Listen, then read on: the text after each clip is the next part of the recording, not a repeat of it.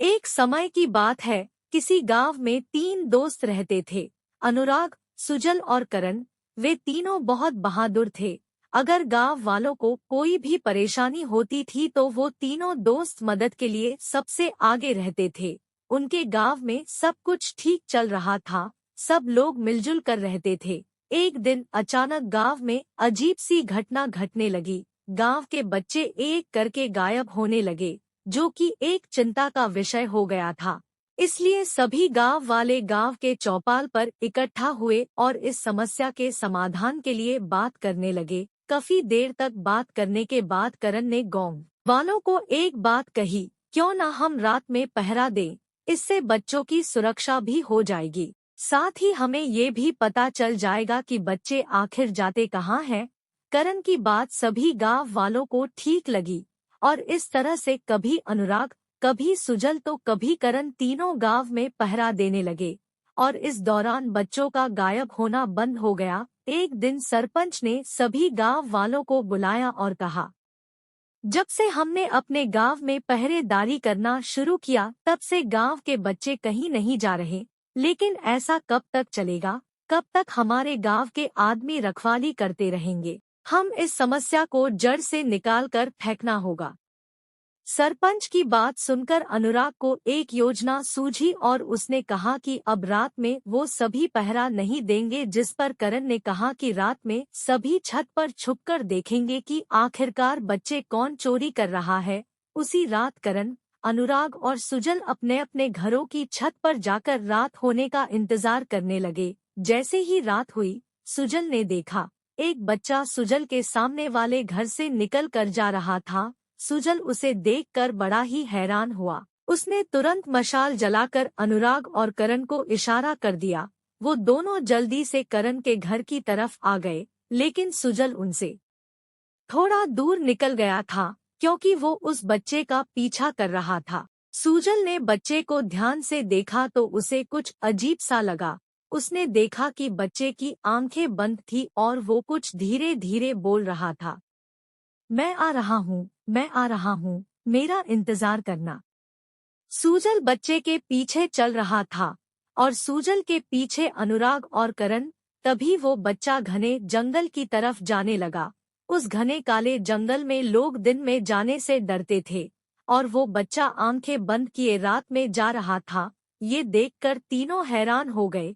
लेकिन वहां अचानक जोरों से आंधी चलने लगी, पेड़ों के पत्ते जोरों से हिलने लगे और वो बच्चा वहां से गायब हो गया। देख सभी हैरान हुए और जंगल की ओर निकल गए। वो तीनों जंगल के अंदर जाने ही वाले थे, तभी वहां सरपंच के साथ मेघा और सोनम भी हाथ में मशाले लेकर आ गई।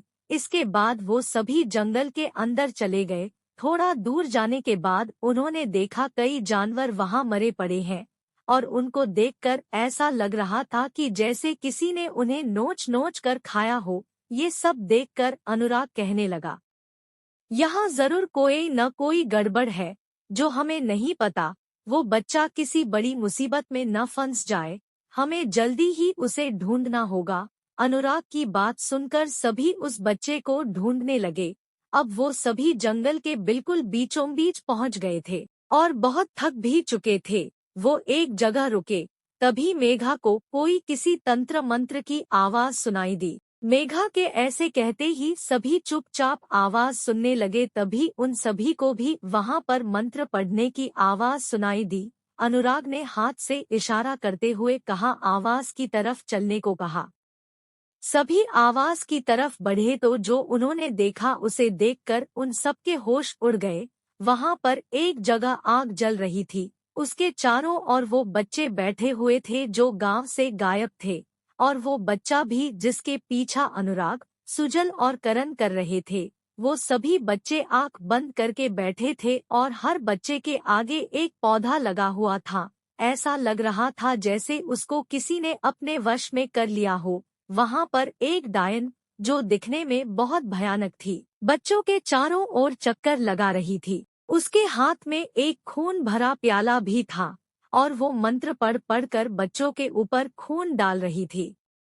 सभी उस डायन के पास जाकर खड़े हो गए और करण गुस्से से बोला, कौन हो तुम?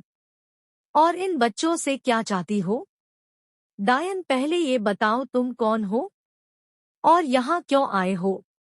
तुमने मेरी साधना में विघ्न डालने की हिम्मत कैसे की? मैं इन बच्चों की बलि चढ़ाकर काली शक्तियों पर और इस दुनिया पर राज करूंगी। ये सुनकर गांव के सरपंच ने करण से धीरे से कहा। सरपंच करण, मुझे एक बात समझ नहीं आ रही, ये हर बच्चे के आगे एक पौधा क्यों लगा है? करण, हाँ, इसके पीछे जरूर कोई राज है। सुजल, अनुराग, तुम दोनों इस डायन को बातों में उलझाओ, मैं मेघा और सोनम के साथ उन बच्चों को बचाने जाता हूँ।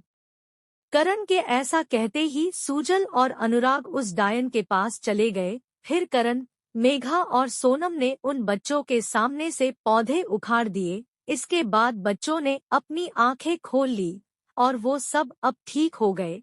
उनमें से एक बच्चा बोला, अंकल, इस डायन की जान इस खून के प्याले में है।